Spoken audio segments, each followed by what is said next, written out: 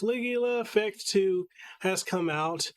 It is an improvement in many, many ways, with a story that's even better. And this time I can actually recommend it because I don't think you should miss out on it. And we're going to talk about the why in this review. Let's get into it.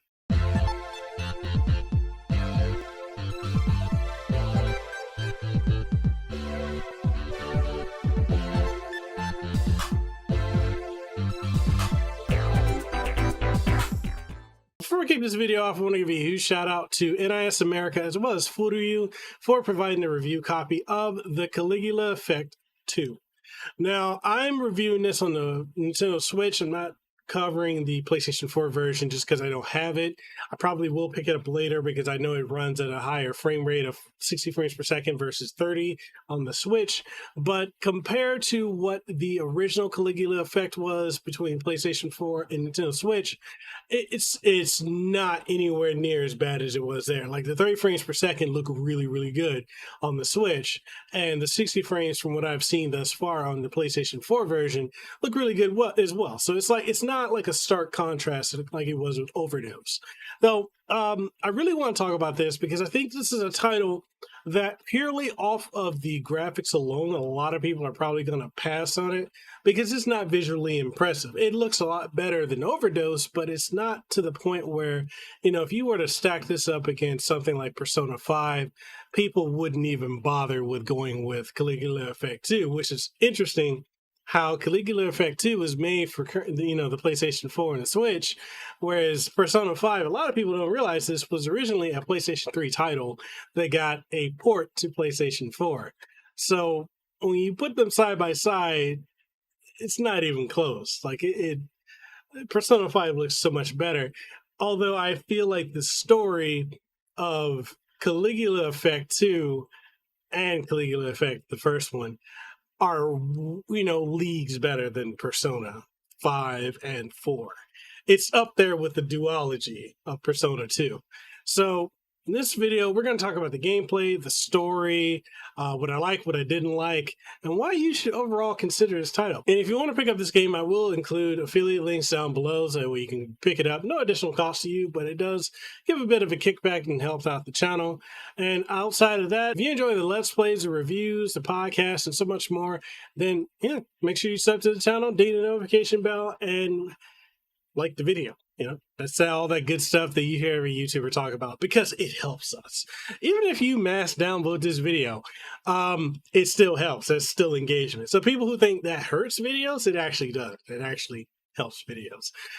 Outside of that, if you really want to support what we do here, we do have merch on Teespring and TeePublic. We also have channel memberships on Patreon, so definitely go check those out if you feel so inclined. With all that being said, let's go ahead and dive into the review of the Caligula Effect 2. Story. Set in the digital recreation of Tokyo named Redo, people are brought here and allowed to forget their past lives and live life without discomfort. You, the main character, attend Tatafushi Academy and start to notice the strange occurrences such as cracks in the sky and glitching effects. Eventually, you're introduced to a virtual doll named Ki, who just so happens to be the daughter of previous game's Mew, and allows you to activate an ability known as the Catharsis Effect and fuses herself to you. The musicians take notice of both Ki and your ability, and thus the events of Caligula Effect 2 begin, where hidden truths and deception go hand in hand. Gameplay. If you play the original Caligula Effect, then you'll feel right at home here, as not a lot is radically different from that entry. This is still a tactical turn-based JRPG that focuses heavily on timing and positioning to maximize the most on damaging your enemies and avoiding damage. During combat, you can select from several attacks that your character has at their disposal, along with the ability to do different things such as buffs and debuffs on yourself and your opponents, along with some defensive options to move about the battlefield and guard against attacks. You can utilize any of the restorative items that you find on the field and after battles for any numerous levels of effects. Battles play out in a similar vein to most turn-based JRPGs, with the exception being that when you select a move, you get to see how it will play out before committing to it. This allows you to see how much damage the attack will do, along with if it will inflict a status effect or launch an enemy. This is also useful in learning where you should essentially position your characters, along with if an enemy is going to attack you and to what effect it will have on you. By default, all characters are set to auto battle and will play to their class's strengths and tactics, with you controlling the main character. You can, of course, choose to change this by switching over to free, as that will allow you full reign of every party member during a battle. You just need to remember to do this every time you engage in a battle if you want to control everyone else. Now, the battles have for each character a semi-ATB or active time battle gauge next to their names, which will flow to the left, and as soon as it's gone, it will give you or your party members the ability to initiate a command. Once you select a command, you can see it be played out, which allows you to see where on the ATB gauge your attack along with your party's attacks will land. This is helpful because it allows you to line up your attacks with your teammates' attacks to do some pretty awesome stuff. For example, you can launch an enemy with your main character and have that followed up by an attack from Gen, which will do critical damage and juggle the enemy, allowing you to get your third party member to land a heavy blow that will do not only critical damage, but also continue to juggle them and give time to your other party members to get ready to do it all over again. This plays heavily into the risk system, which allows you to break your enemies in order to launch them and deal critical damage and status effects more easily. The combat system is incredibly deep, and due to its deepness and complexities, it does play out a lot slower than most battles would in other games such as Persona. You also have access to catharsis attacks, which become available when you sustain enough damage and build up the meter that appears on the right side of the screen. These commands function like a limit break from Final Fantasy games and allow you to do some crazy damage to your enemies. When selected, the catharsis will cause the camera to continuously shift, as it will trigger a cinematic style attack. Outside of combat, you'll find yourself doing a lot of dungeon crawling in a similar vein to the Persona games, which should come as no surprise given that the head writer of the game was none other than Tadashi Satomi, who previously worked on Shin Megami Tensei If, Revelations Persona, and the Persona 2 duology. The dungeon crawling has you roam about a fairly large map where you will find all manner of winding corridors that will land you in several areas that are populated with roaming enemies known as digiheads, and several areas that will contain boxes that will contain accessories and more. There are crystal-like structures that protrude from various objects in the environments that you can run up to and do your spin kick, which will break them. They typically yield you recovery items. In a similar vein to the Persona series, there's also a social link-like feature called the causality link system that has you building bonds with the other Go Home Club members and other characters within the world of Redo. While it would be easy to write off this as a carbon copy, the clutch of this is that you have no idea if said person is actually who they appear to be in the world of Redo.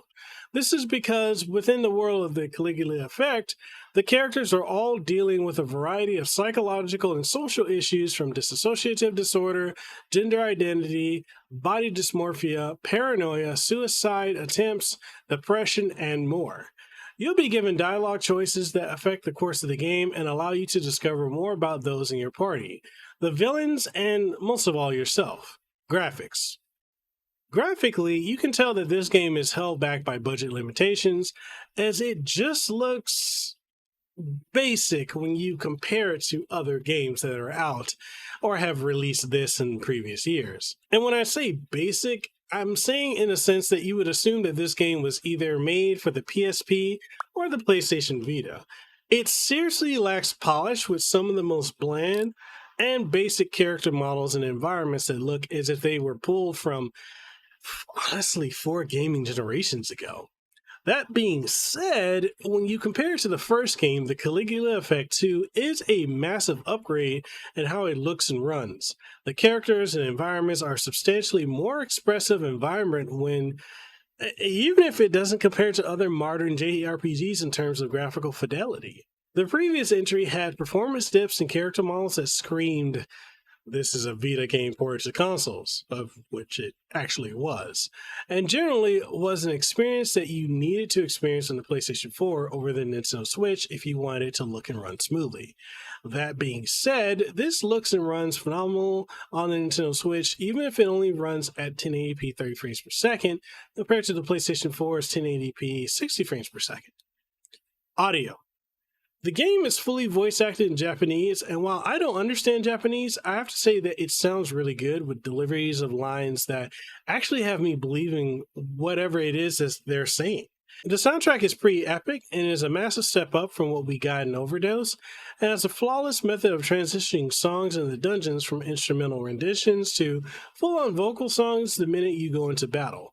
These songs are done by Erisa Kori and Maya Minida.